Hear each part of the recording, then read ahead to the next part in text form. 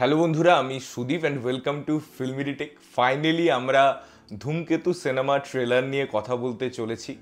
দেব শুভশ্রী জুটি 9 বছর পর ফিরছে। সিনেমাটা অনেক দিন আগে শুটিং হয়ে গেছিলো, আপনারা প্রত্যেকে জানেন, এবং তারপর আমরা বিভিন্ন ফুটেজ দেখেছি, কিন্তু সেই সময়ের যে ফুটেজ সেটা এখানে দাঁড়িয়ে বা এই সময়ে দাঁড়িয়ে এখনও যে রিলেভেন্ট সেটা তার গানের বিভিন্ন দৃশ্যায়ন হোক বা টিজার দেখে আমরা বুঝতে পেরেছিলাম। একটা গ্র্যান্ড ইভেন্ট হয়েছে, সেখানে আবার দেব শুভশ্রী একসাথে এসে সিনেমার প্রমোশন করেছেন এবং সেই প্রমোশনের মধ্যে অনেক কিছু ছিল, অনেক ফান মেটেরিয়াল ছিল, অনেক এমন জিনিস হয়েছে যেটা আমরা হয়তো এক্সপেক্ট করিনি, একে অপরকে ফলো করা এক্সেট্রা এক্সেট্রা। তো সেগুলো আপনারা ইভেন্টে গিয়ে দেখতে পারেন, অনেক মজাদার জিনিসপত্র হয়েছে।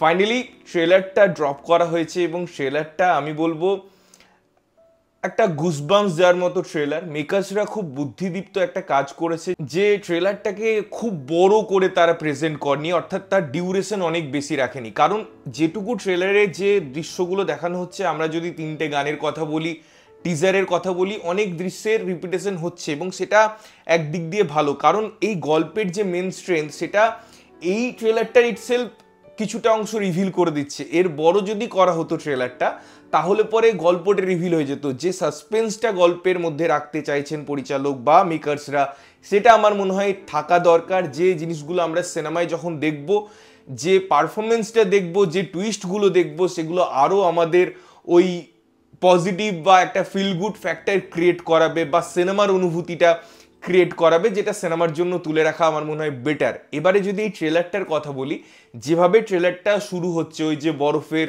একটা দৃশ্যায়ন, সেখানে একটা ভয়েস এবং দেবের ক্যারেক্টারের নাম সিনেমায় সেটা নিয়ে ডাকা, রুদ্রর সাথে তার যে একটা কথোপকথন যেটা আমরা টিজারেও দেখেছি, এবং তার একটা দীর্ঘায়িত প্রসার এবং সবশেষে একটা ক্লোজার, সেটাও রুদ্রদার সাথেই একটা কনভারসেশন দিয়ে। এবং এই যে ডিউরেশন, সেখানে যে পরমব্রতর পোর্শন যেগুলো আমরা ছোটো খাটো জায়গায় দেখেছিলাম টিজারে, সেটা একটা এলাবোরেটিভ ওয়েতে প্রেজেন্ট করা হয়েছে, বা চিরঞ্জিতের একটা জায়গাকে দেখানো হয়েছে, অন্যান্য জায়গাগুলো আছে, দেবদা কেন এইভাবে আসছে বা এই রূপ ধারণ করেছে। এবং যখন শুভশ্রী এবং দেবকে দেখানো হচ্ছে তাদের পেয়ারিং, তাদের কেমিস্ট্রি, তাদের অনস্ক্রিন প্রেজেন্স না, ওই আমাদের ছোটবেলায় ফিরিয়ে নিয়ে যায়। যেভাবে আমরা সেলিব্রেট করেছি এই জুটিটা, সেটা বারবার মনে পড়ে। এবারে দেখুন, আমি সত্যি বলতে দেবের বুনোহাস নিয়ে কথা বলি, বা অনেক সিনেমা আছে যেগুলো নিয়ে কথা বলি, যেগুলো অফবিট সিনেমা, বা কখনো ককপিটেও আপনি যদি তার কাজ দেখছেন, বা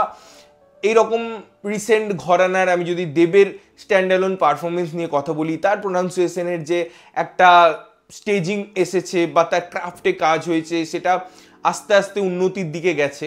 সেটা 9 বছর আগে যে কাজ দেখছি, যে ম্যাচুরিটি শুভশ্রীর চাউনিতে আছে, তার মানে সেই কাজটার মধ্যে আছে, যেটা আনএক্সপেক্টেড। আমি আবার বলেছিলাম একটা গান রিভিউ করার সময় যে আজকে আপনি ইন্দুবালা ভাতের হোটেল শুভশ্রীকে দেখে 9 বছর আগের কাজের বিচার করতে যাবেন না, বিকজ শুভশ্রী দেবের যে কাজের প্যাটার্ন ছিল সেই সময়ে, যে কমার্শিয়াল সিনেমায় তারা অ্যাপ্রোচ করতেন, সেই জায়গায় এই পারফরমেন্স সত্যি রিমার্কেবল। এবং ধূমকেতু আজকে 9 বছর পর আসছে, তাই এত হাইপ। আমার মনে হয় সেই সময়ে যদি সিনেমাটা রিলিজ হতো না, সিনেমাটা আমার মনে হয় সময়ের আগে কথা বলতো। ইনফ্যাক্ট এখানে আপনি রুদ্রদার পারফরমেন্স দেখুন, কি দারুণ।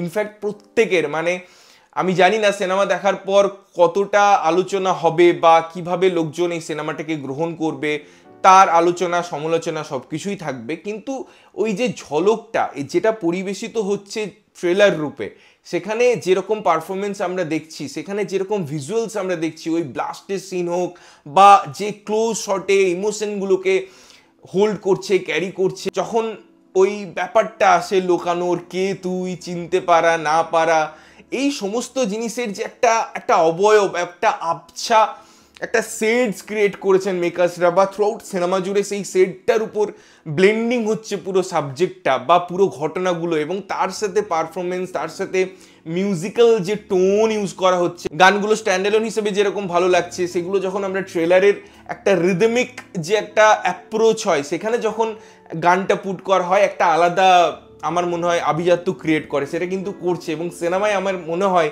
যে এই গানগুলো কিন্তু একটা আলাদা পরিবেশ ক্রিয়েট করবে, একটা আলাদা অ্যাম্বিয়েন্স ক্রিয়েট করবে, এবং সেই জিনিসগুলোর হিন্ট কিন্তু এই ট্রেলারটা দিচ্ছে এবং দারুণভাবে সিনেমাটা দেখার প্রতি একটা আকর্ষণ ক্রিয়েট করছে। তো আমার ট্রেলারটা ভালো লেগেছে, বেশ ভালো লেগেছে, এবং আমি বারবার বলছি যে এটা খুব বুদ্ধিদীপ্ত অ্যাটেম্প্ট হয়েছে যে ট্রেলারটাকে দীর্ঘায়িত না করা।